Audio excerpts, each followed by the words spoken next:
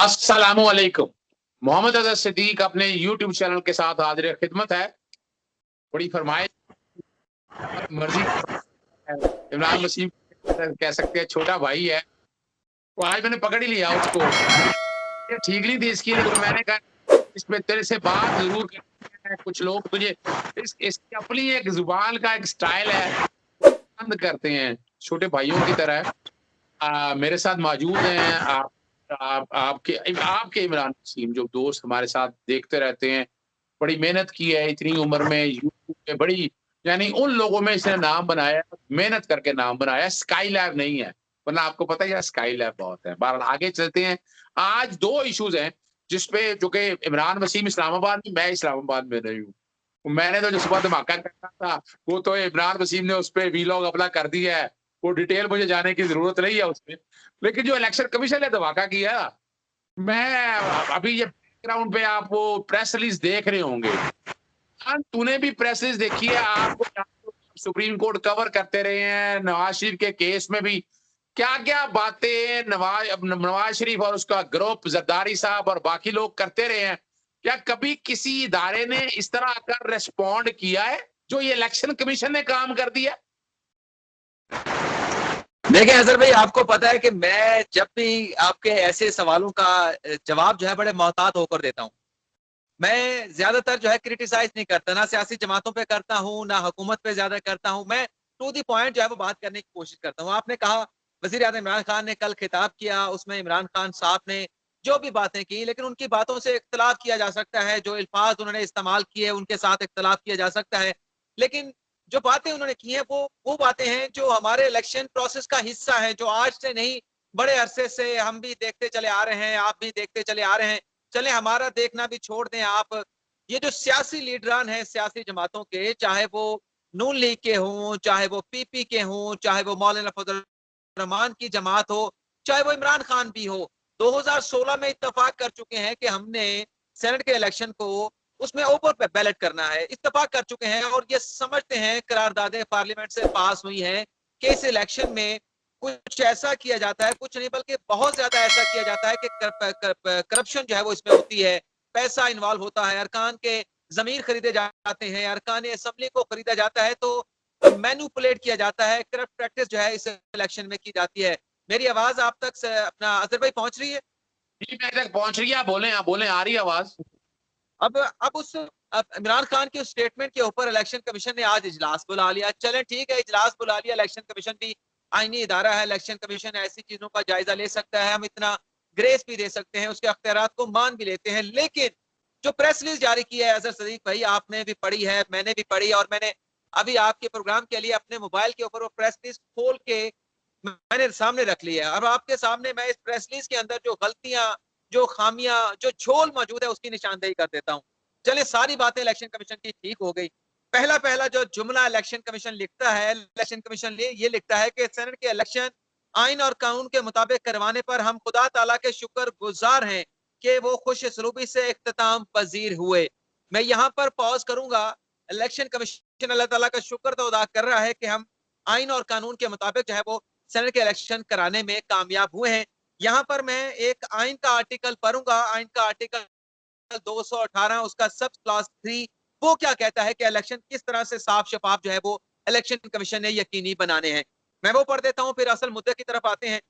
Article 218 सब class 3 ये कहता है कि it shall be the duty of the election commission to organise and conduct the election to make such arrangement as are necessary to ensure that election is conducted honestly, justly, fairly, in accordance with the law and that corrupt practice are guarded against। अब इसका मतलब भी आप समझते हैं, मैं भी समझता हूं। तो ये जो अच्छा। पहला जुमला प्रेफरेंस में लिखा है कि हमने आइन और कानून के मुताबिक कराए हैं, तो 3 मार्च का इलेक्शन होने से पहले जो ऑडियो स्कैंडल सामने आया, जो वीडियो स्कैंडल सामने आया, जो व्हाट्सएप स्कैंडल सामने आया, उसका तो कोई जिक्र मौजूद नहीं है।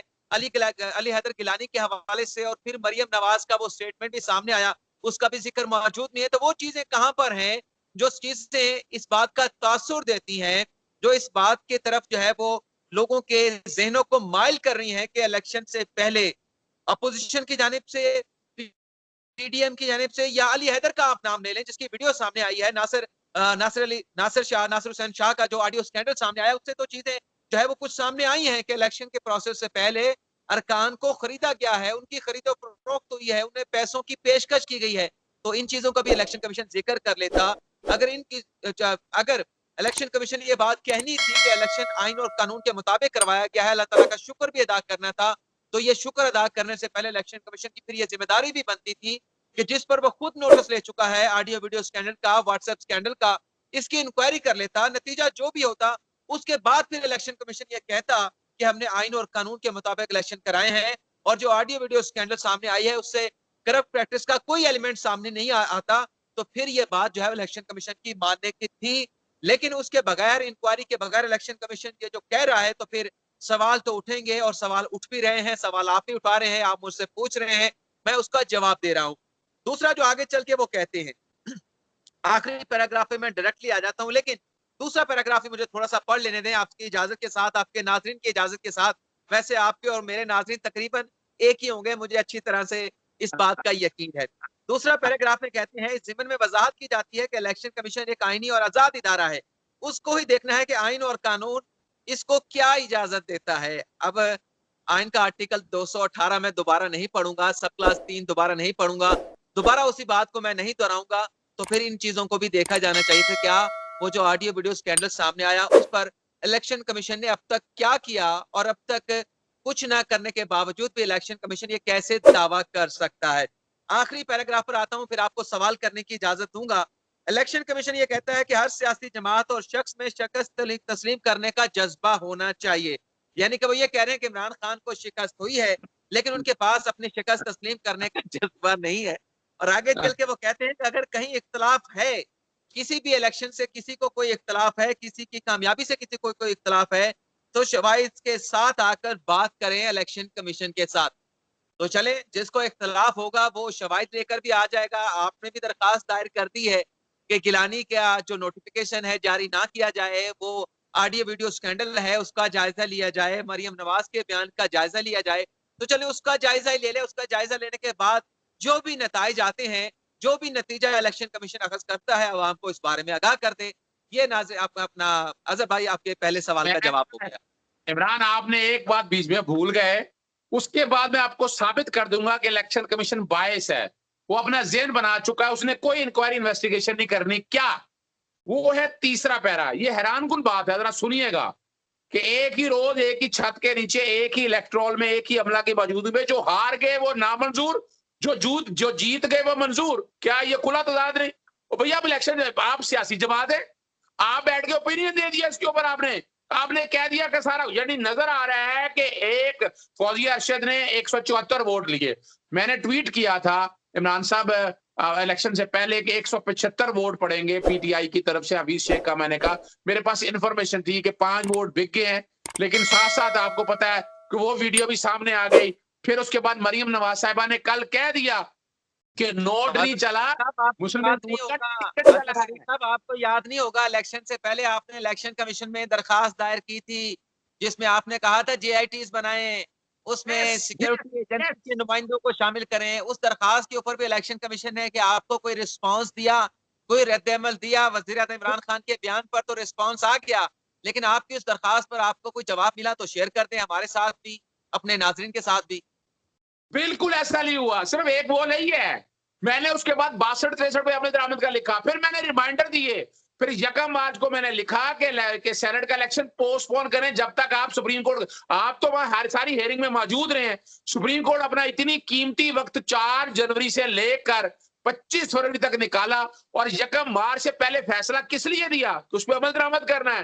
भाई आप बार कोड लगाना कोई मुश्किल काम था, कोई आसान, यानी आपने ये सारा कुछ कह के साबित कर दिया कि भाई वो सब ट्रांसपेरेंट हुआ। इसका मतलब है कि आपने आईने पाकिस्तान की धज्जियां बखेर दी। आपने आईने पाकिस्तान ने कहा कि नॉन ट्रांसपेरेंसी रखे, आईने पाकिस्तान ने कहा करप्शन करें। अब अगर इन चीज को सामने रखकर देखे, मैं तो बड़ा वादे कह रहा हूं कि इलेक्शन कमीशन अपना माइंड दे बैठा है। इलेक्शन कमीशन के पास अब रह गया देखने के लिए। उसने इस प्रेस रिलीज के जरिए और सूली तौर पर मुझसे अगर पूछते हैं तो ये प्रेस रिलीज जो है ना, ये प्रेस रिलीज कल उनकी डिस्क्वालिफिकेशन के लिए मामला बन सकता है।